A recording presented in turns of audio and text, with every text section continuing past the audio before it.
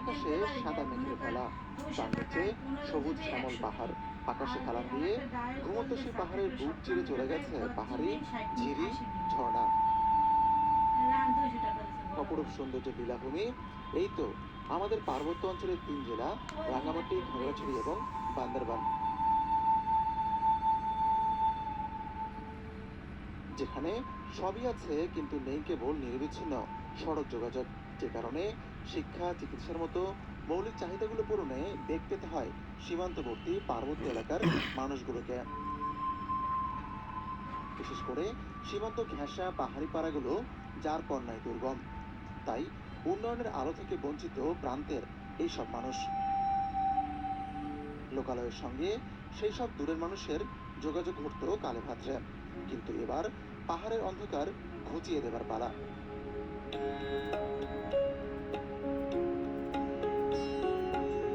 পাহাড়ের পা ছুঁয়ে গা বেয়ে সীমান্ত অঞ্চলে তৈরি হচ্ছে সীমান্ত সড়ক। অসাধ্য সাধনের সেই দায়িত্বে আছে বাংলাদেশ সেনাবাহিনী।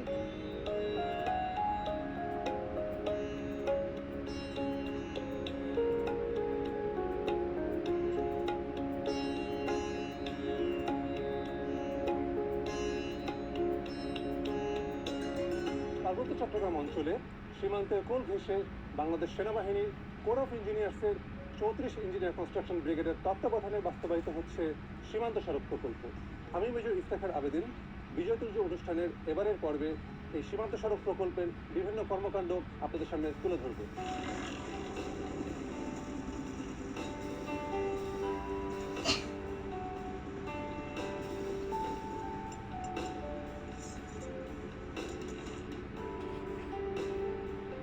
এক 2 কিলোমিটার নয়, সড়ক নির্মিত হবে 1036 কিলোমিটার, যার ব্যাপ্তি রামগড় থেকে টেকনাফ। 3টি ধাপে নির্মাণাধীন সড়কটির প্রথম পর্যায়ে বাস্তবায়িত হচ্ছে 317 কিলোমিটার সড়ক, যার মধ্যে ইতিমধ্যে 173 কিলোমিটার এখন যান চলাচলের উপযোগী। সড়ক পরিবহন ও সেতু মন্ত্রণালয় এই সড়ক তৈরির পরিকল্পনা করলেও তা বাস্তবায়ন করছে বাংলাদেশ সেনাবাহিনীর 34 ইঞ্জিনিয়ার কনস্ট্রাকশন ব্রিগেড।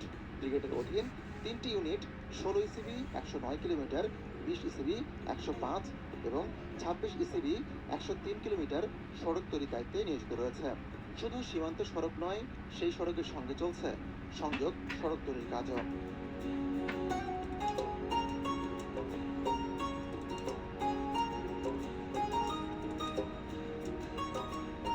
সময় সংবাদের ক্যামেরা যখন দেশের সীমান্তের কোল ঘেঁষা সড়ক ধরে এগিয়ে চলছে, তখন হঠাৎ নজরে এলো গহীন পাহাড়ে কি যেন করছেন সেনা সদস্যরা। গাড়ি থেকে নেমে একটু এগিয়ে যেতেই দেখা গেল এক মহাযজ্ঞ।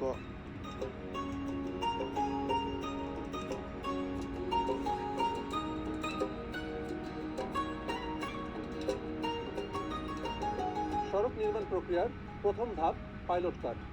গহীন জঙ্গলে দুর্গম এই এলাকাকে কিভাবে সুগম সড়কে পরিণত করা হয় তার সবকটি ধাপ এখন আমি আপনাদের সামনে তুলে ধরছি।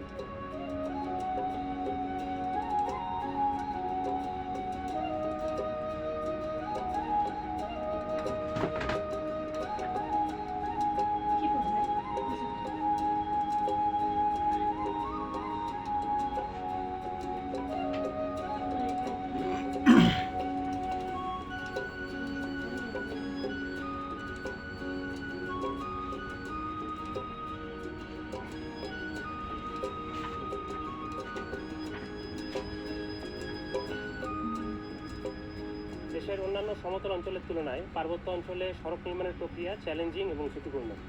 সড়ক নির্মাণের প্রথম ধাপ পাইলট কাট এবং রাস্তার অ্যালাইনমেন্ট ঠিক করা। সীমান্ত সড়ক প্রকল্পের নীতি অনুসারে আমরা সীমান্ত পিলারের অবস্থান থেকে 150 মিটার দূরে সড়কের অ্যালাইনমেন্ট ঠিক করি।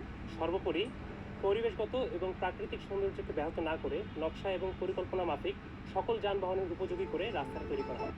হেলদি লাইফের নিশ্চয়তা দেয় অল টাইম ব্রেড। বাছাইকৃত কাঁচামাল ও সক্রিয় ইউরোপিয়ান মেশিনে হাত স্পর্শ ছাড়া তৈরি হয় all time bread. All time healthy life.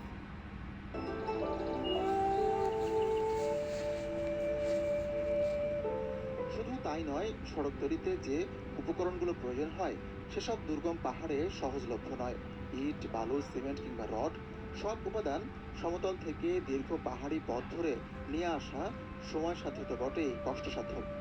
যে কারণে সমতলের চেয়ে পাহাড়ে সড়ক তৈরিতে খরচ যায় বেড়ে। গ্রীষ্মে পাহাড়ে যেমন গরম, তেমনি শীতে হাড় কাঁপানো ঠান্ডা। আবার বৃষ্টি হলেই কর্দমাক্ত পাহাড়ি পথ।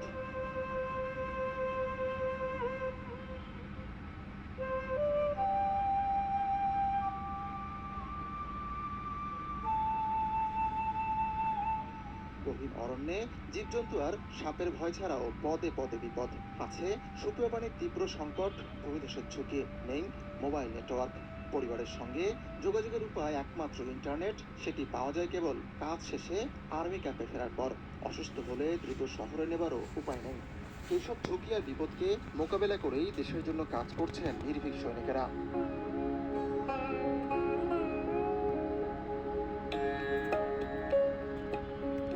জ্যৈষ্ঠের গনগনে সূর্যকে সাক্ষী রেখে পাহাড় ও প্রকৃতির ক্ষতি না করে এগিয়ে চলছে সড়কের কাজ।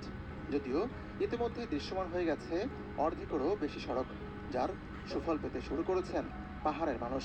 আগে যে আমরা অসুখ কিছু হইতাম, এই যে 20-25 বছর 30 বছর আগে প্রায় মারা যেত। আমার মানে এখান থেকে আমাদের মনে করেন যে ওই সময় খাপ্তায় বারাঙ্গামাটি নয়তো চন্দ্রকোনা থেকে সিটে গান দিয়ে যেতে যেতে মানে মাঝখানে মারা যেত আর কি।